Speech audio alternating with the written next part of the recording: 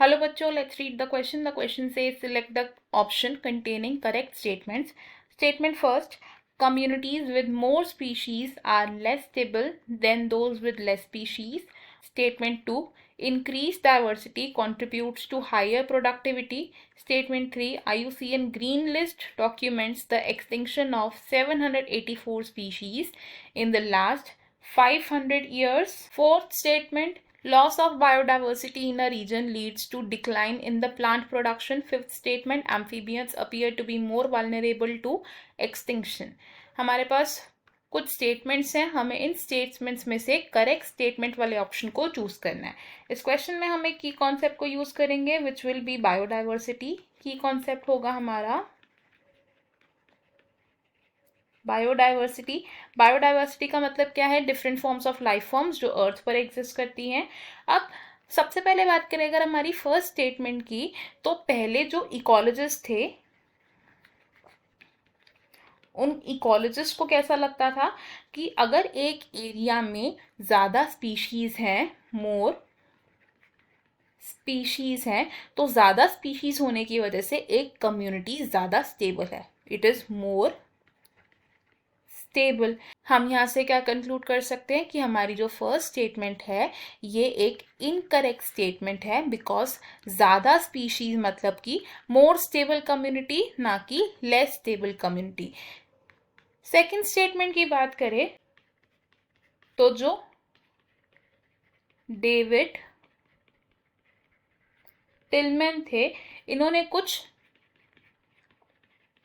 Experiments को perform किया था इन डिफरेंट प्लॉट्स, और इन्होंने क्या कंक्लूड किया था कि जिस प्लॉट में ज़्यादा स्पीशीज़ हैं, यानी कि प्लॉट विद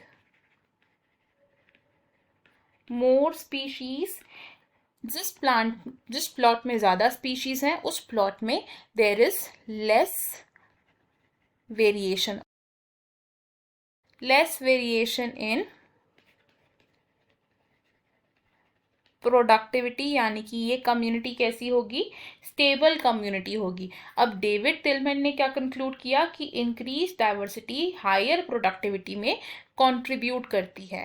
ही सेड कि increased diversity it leads to या it contributes to higher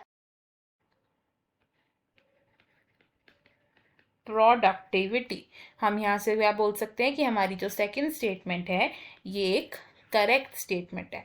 third statement की बात करें तो it is about IUCN red list. IUCN क्या है?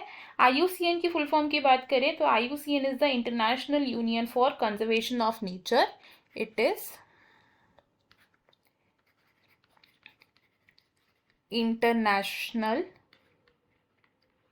Union for conservation of nature. IUCN red list के अकॉर्डिंगली अप्रोक्सीमेटली लास्ट 500 ईयर्स में अबाउट 784 स्पीशीज जो हैं उनका एक्सटिंक्शन हो चुका है. हम यहाँ से कंक्लूड कर सकते हैं कि हमारी जो थर्ड स्टेटमेंट है ये एक रॉन्ग स्टेटमेंट है, because it is IUCN red list, ना कि IUCN green list. Fourth statement की अगर हम बात करें तो फोर्थ स्टेटमेंट क्या है? It is regarding loss of biodiversity.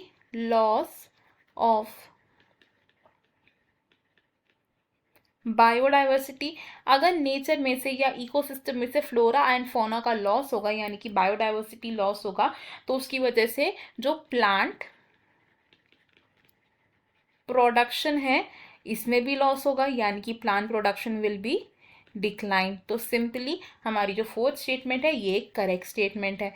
Fifth statement की बात करें तो from the animal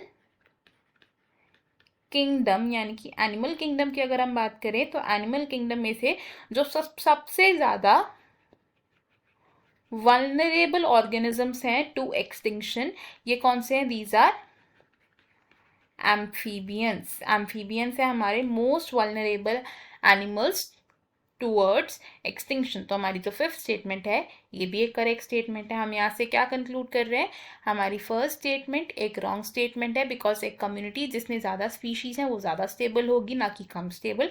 second statement हमारी करेक्ट है। थर्ड स्टेटमेंट हमारी रॉन्ग है, बिकॉज IUCN रेड लिस्ट होती है ना कि ग्रीन लिस्ट, जो एक्सटिंक्शन ऑफ ऑर्गेनिजम्स को डॉक्यूमेंट करती है। स्टेटमेंट 4 हमारी करेक्ट है एंड स्टेटमेंट 5 भी हमारी करेक्ट है। तो from the given option, option 1 तो रॉन्ग हो जाएगा, ऑप्शन 2 भी रॉन्ग होगा बिकॉज हमारी थर्ड स्टेटमेंट इनकरेक्ट है, ऑप्शन 3 होगा करेक्ट एंड ऑप्शन 4 होगा रॉन्ग। हमारा फाइनल आंसर है यहाँ पर option 3। I hope you have understood it well. Best of luck. Thank you.